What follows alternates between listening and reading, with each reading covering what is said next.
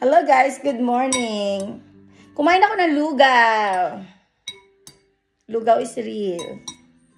Ayun, na may asin. Alam mo kung bakit? Ganito nga ako guys, kumakain nga ako ng lugaw. Ayun. That's me. Paminsan-minsan maglugaw ka. Pero nakakagutom nga lang madalas. Diba? Yung mga tao dito, no? Sa gabi, nag-iingay yan.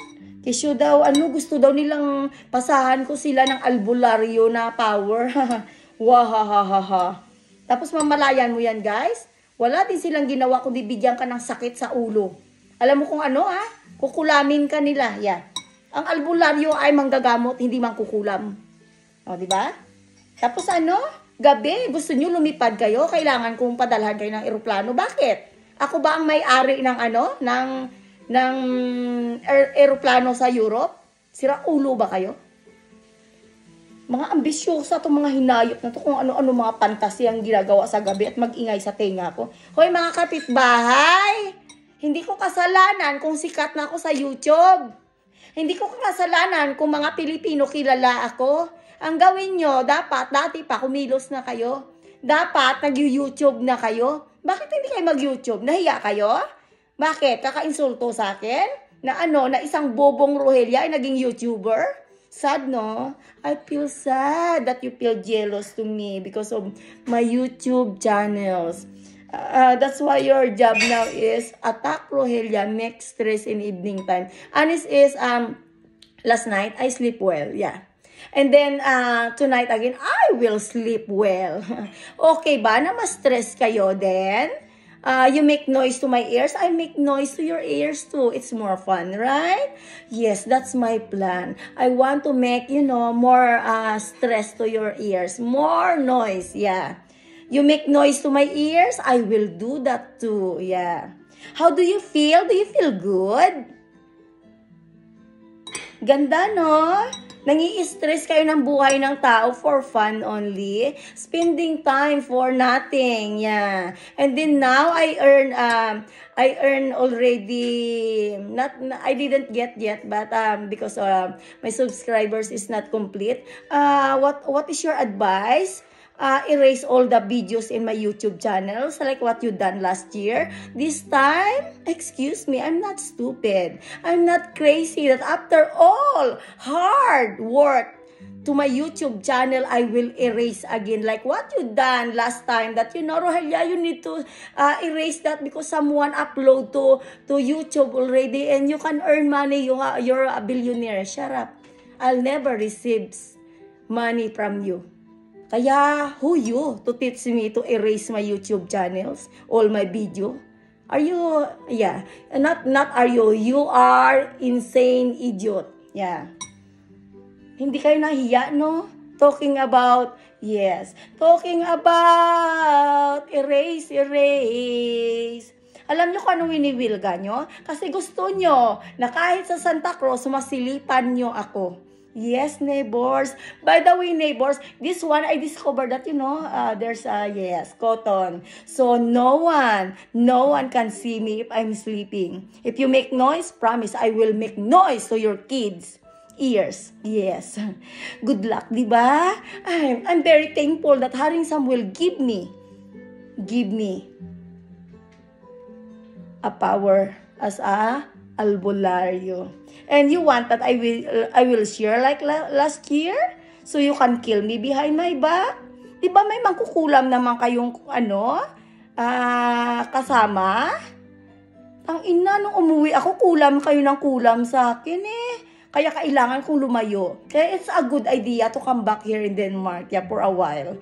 But honestly, I'm not dying here because, my plan is going back to my own country. Since in the beginning, yes.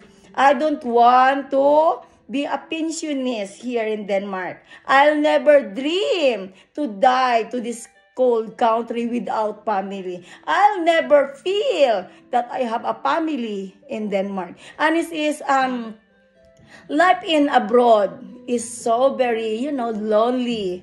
Lonely without family. You can have a family, but maybe poor person. But I don't know if they are loyal to each other. But I'll never change my family in Philippines because my family and relative is always there. Except that, you know, the jealous type of relatives and the jealous type of neighbors that they hate me even that I'm not bad. Sad. By the way, guys, I don't care. My plan in my future is to be a billionaire. Yes, I will work hard to my YouTube channels to achieve what I want to achieve in life. Yes, to help some of my relatives that they are willing to have a small amount to start a business. Oh yes, that's my goal in life. And to all of my relatives that they want and wish that I'm died to Europe. Well, I know who you are already. You are near. When I'm there to Iloilo. But I'm so lucky that Ate Daisy is there to watch after me.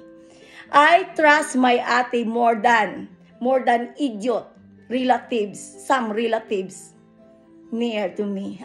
By the way, Luz Joy, thank you so much that you said that you're moved already to my garden a long time ago. And I hope that I cannot see your face anymore there because you know what? You don't like me, right? You don't like my family. My nanay, when I was there, when first day that I saw nanay, she is very skinny and she have something, you know, something problems to her bones. I know what you're doing to my nanay every evening. And every time that you give food, I know there's you know, watering from your mouth that you need to like that. By the way, I discovered so many shit food from you. Thank you for food. And next time, don't bring food because you know why? I can manage how to make food. I'm good to make food, honest. I'm good in so many things, yes. I can do best food like food in the restaurant. So I don't need your help, okay? And my dear, fake sister-in-law, you're not married to my brother, but you make trouble already. You know what honest is? In the beginning, I embrace you as one of my family or siblings. But if because you make shit in my life, you're welcome to move away. Yeah. Just say goodbye. Yeah. Goodbye to each other. Now I say this in YouTube. In English, I want to say goodbye. Yeah. Goodbye and then don't look back. Because every time that, you know, I invite you to sing in karaoke, I saw your face. If you go out to my door, your eyes look like that. Like that. Like that. Yes. Hay, nako. Ang pagiging fake mo, girl, kilalang kilala na kita. Mula talampakan at dulo ng dila at buhok mo, kilalang kilala na kita. So you need to do is just move away. Move away para hindi tayo magsabong. Honest is you make my garden shit. Yeah. All of that is a shit in my garden. You make a lot of garbage there that I don't really like it. Ang dumi-dumi ng kapaligiran dahil sa inyo. Sa totoo lang, you're not allowed to have a piggery there. You build a pig house with hole and, you know, there's a lot of mosquito. You love to taking care of pig near to my parents' house.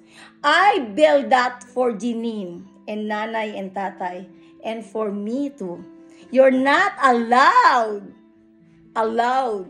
to stay there. If you're not happy, just move away. You don't like me, just move away. If I go in Ilawod, I know that your parents' house is near to the road. Just move away from me, okay? You don't want to see me, just move away. Ayaw kong makita ang mukha mo. At wag na wag mong inuutusan si Grishel to go inside the house and stolen my things. Yes. Alam mo kung anong ginagawa mo? Kung hindi ikaw ang aatake sa akin, pari-pariho lang kayo dyan sa garden. Hindi ba kayo nahihiya na daan kayo ng daan dyan, feeling nyo ay komportable kayo? Private yan. Private property, not public property. So you're not welcome to go to my garden. Gets nyo na? Just move away. Yun lang. Bye. Oh yes, ipokrita talaga ako sa ipokritang kagaya nyo. You're hypocrites, right? And is that time that you have a guest, you throw a snake in my, dishes. Yes. A snake. Dahil isa kang snake sa garden ko. Hinuhulihan nyo ako ng snake to make me scared habang may party kayo. Bakit, Luzbe? Pinagbabawal ko ba sa inyo na magkaroon kayo ng dyan? Ha? Did I control you if you have a guest in my garden? No. I allowed you to invite your family to my garden. Yes. You invite your family to go to my garden without my permission, especially using my car. Yes. Di ba ang kakapal ng mukha nyo? Sa totoo lang, ang kapal-kapal ng mukha nyo eh. I don't know where you can get a big face that you can face your face in front of me, smiling. Yeah. My new car, it's look shit now because of your family. Yeah. Without payment, no. Without rent, no. But I'll never say that you said thank you to me. You'll never say thank you. Hindi ka ba na nagti-thank you, Oo nga pala. Ngayon, don't worry, Luzbe, ibibigay ko na sa'yo yan. If I'm going home, don't give me problems. You can have that car. I will buy a new one. Yes. I will buy a new one that I will enjoy ride with my sister. Sa totoo lang, kayo lang ang nakikinabang niyan eh. Yung iba kong mga siblings, hindi makasakay sa kotse na yan.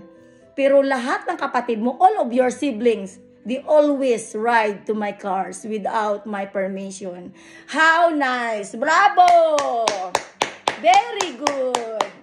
I buy, I invest, you enjoyed. Yay! Very good! Tang ulul. Bye.